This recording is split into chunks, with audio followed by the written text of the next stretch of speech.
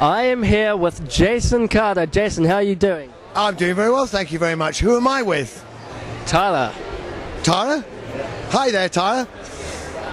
Now you are in Babylon 5. What's that like on the set of that when you were filming that? It was great. I was there for 2 years doing it many years ago. A long time ago, that's when I did it. But it was a plywood spaceship in a warehouse, like most spaceships are. And you were also in one of my favourite shows, Third Rock from the Sun. You were the poet's boyfriend. That's right. And that was filmed in front of a live audience. How's that like, filming in front of a live audience? Well, it's scary. It's scary. You rehearse for a week and then you've got your performance in front of a live audience and the sets are all there and you move from one set to the next and it's all in real time, and if there's mistakes you're going to do it again. But your job as a guest star is not to be funny. It's to be something they're going to make fun of. And it was great because actually John Lithgow and everybody else in the show was really nice people. And John Lithgow's about 6'2" many, and so is what's her name? Who played the guy? It's been a while now. What's her name? Kristen Johnston. Thank you, Kristen Johnston. Also really sweet people. And David Hughes, who directed it, was also 6'2" many, so everyone's really tall. So I was short, and I'm 6 foot. But it was great fun. It was really nice people, so that was the great thing. Were you a fan of the show before you started working on it? Well, how can one not be? It's very funny. They're very good at what they do, so I was always a fan of Third Rock. Yeah. So out of all of the characters that you've been in all the productions, which character do you think most people would know you for?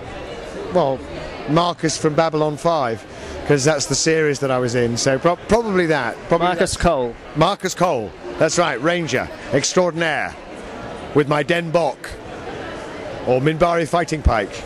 What's your favourite episode from Babylon 5? I don't know what the names were, but it was the episodes where I was going to Mars with Dr. Franklin.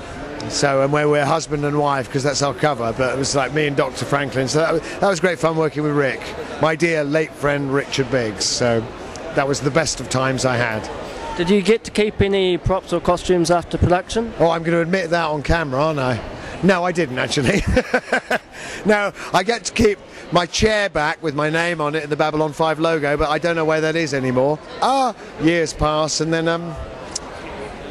that's it really. That's all I kept. That in the scripts, and I didn't keep my pin. I didn't own anything, so no, I didn't keep anything. They did have some cool props and costumes on that show. You should have kept some. Yeah, I should have done, but that would have been stealing. And apparently they frown on that.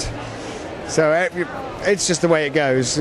But there would have been some stuff that would have only been used in one episode, and then they didn't need it for a new. I know, but it's intellectual property, and you're not allowed to take it, and somebody else owns it. And listen, when they shot, as we went on the Hobbiton tour, when they shot Lord of the Rings, the Hobbiton set was a no-fly zone.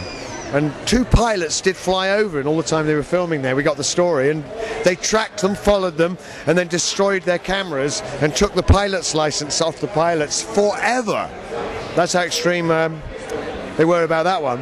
Wow. Here. So yeah, intellectual property is apparently very expensive. So what did you think of that when you went to Hobbiton? I loved it. It was a great trip. I like it. And you're a fan of the movie? Fan of the movie and fan of all the sheep on the ranch. I like sheep. Is sheep your favourite animal? What? What's your favourite animal? Would sheep be your favourite animal? Well, the ones that make me laugh the most are alpacas and llamas, but I think that's true of most people, because llamas are very funny. They're just funny to look at. I suppose my favourite animal, and I haven't got one yet, would be a border collie. The dog. Welsh sheepdog. Smartest dog on the planet. Awesome. Yeah. Do you have any animals of your own? Right now, none. I've had animals, but I'm all old and stuff, and life moves on, and divorces happen, and there's some moving about, so I don't have any animals right now, but I've had bunches of cats of all different varieties in my life, and Yorkshire Terrier, Shih Tzu, Golden Retriever, dogs, and tortoises. Had tortoises when we were growing up. 2 tortoises, one called Fred, one called Flash. Awesome. Yeah. Cool, well thanks for the interview. Absolute pleasure. Absolute pleasure. Thank you very much.